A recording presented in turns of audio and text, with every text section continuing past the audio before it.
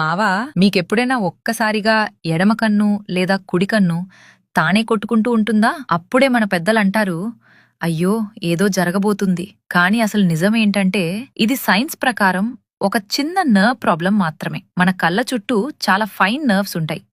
Stress, నిద్ర లేకపోవడం, ఎక్కువ స్క్రీన్ టైం లేదా ఎక్కువ కాఫీ తాగడం వల్ల ఆ నర్వ్స్ ఓవర్ యాక్టివ్ అయిపోతాయి. అప్పుడే కన్ను తానే కొట్టుకుంటూ ఉంటుంది. ఇంకా ఇంట్రెస్టింగ్ ఏంటంటే మన బాడీకి మాగ్నీషియం లేదా పొటాషియం లాంటి మినరల్స్ తక్కువ అయినా కూడా కన్ను కొట్టుకోవడం స్టార్ట్ అవుతుంది. అంటే ఇది మీ బాడీ ఇస్తున్న ఒక చిన్న వార్నింగ్ సిగ్నల్ అన్నమాట.